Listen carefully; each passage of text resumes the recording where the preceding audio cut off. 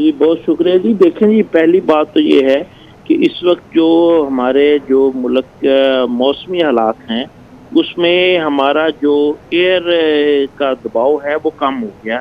Temperature down ہو رہا ہے اور اس کی وجہ سے جو ایئر پارٹیکلز ہوا میں موجود تھے وہ اپنی جگہ سے موو نہیں کر رہے. اور اسموک کے اندر جو مین وجہ ہے وہ ہماری ٹرانسپورٹیشن کا جو دھواں، جو بھی فوسل فیول ہمارا اس وقت چل رہا ہے وہ فضا میں جا رہا ہے اور وہ فضا میں موو نہیں ہو رہا، ایک ہی جگہ معلق ہے.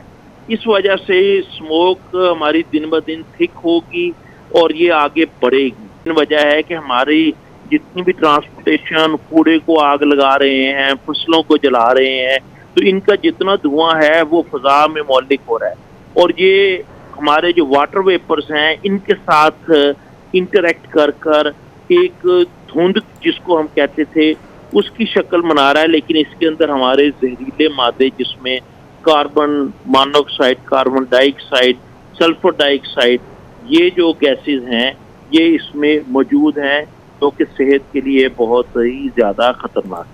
جی ٹھیک ہے پروفیسر صاحب، ساتھ ہی رہے گا پروفیسر ڈاکٹر ہما کیانی، سربراہ شعبہ امراض چشم، گنگا رام ہسپتال لاہور ہمارے ساتھ موجود ہیں. پروفیسر صاحبہ بہت شکریہ آپ کے وقت کا. اسموگ جس طرح سے پھیلا ہوا ہے لاہور میں، پنجاب میں اسموگ ایمرجنسی بھی نافذ کر دی گئی ہے، تو یہ اسموگ آنکھوں کے لیے کس حد تک خطرناک ہے اور اس کے بچاؤ کے لیے کیا احتیاطی تدابیر اپنائی جا سکتی ہیں، اس حوالے سے بتائے گا.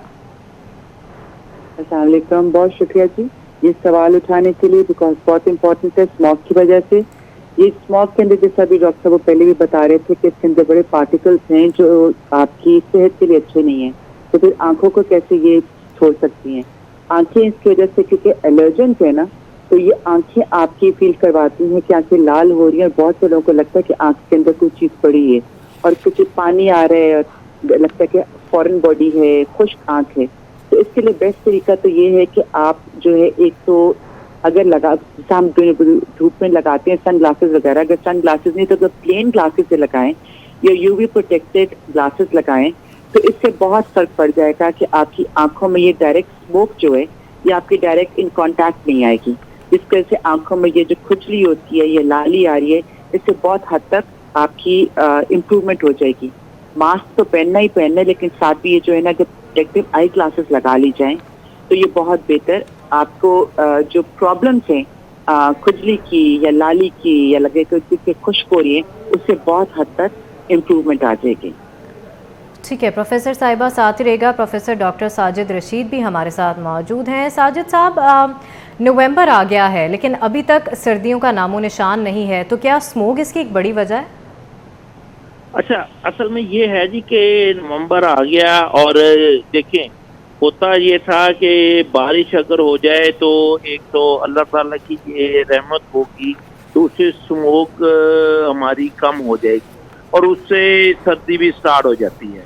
لیکن انفارچونیٹلی اب یہاں پہ بارش نہیں ابھی ہوئی اور اس وجہ سے ہمارے پاس ٹیمپریچر تو ڈاؤن ہو رہا ہے، لیکن جو سردی ہے جیسے جیسے ابھی تھوڑا سا اور ہوں گے تو سردی کے ساتھ اسموگ جو ہے نا وہ بڑھے گی، یہ کم نہیں ہوگی. اور جیسے ہی ٹیمپریچر اور ڈاؤن ہمارا شروع ہو جائے گا اسی طریقے سے یہ تھک ہوتی جائے گی. ابھی تو ہماری ویزیبلٹی اگر ہے تو جیسے جیسے ٹیمپریچر ڈاؤن ہوگا اور سردی بڑھے گی تو ویزیبلٹی اور زیادہ کم ہو جائے گی.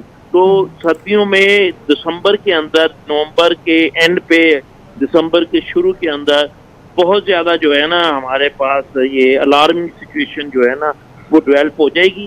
تو اس کے لیے ابھی سے ہمیں کوئی نہ کوئی سدے باب جو ہے نا ایمرجنسی بیسس پہ کرنے چاہیے اور بہت ضروری ہے. ٹھیک ہے، آنے والے دنوں میں مزید الارمنگ سچویشن پیدا ہو سکتی ہے. پروفیسر ڈاکٹر ساجد رشید اور پروفیسر ڈاکٹر ہما کیانی ہمارے ساتھ موجود تھیں. بہت شکریہ آپ کے وقت کا.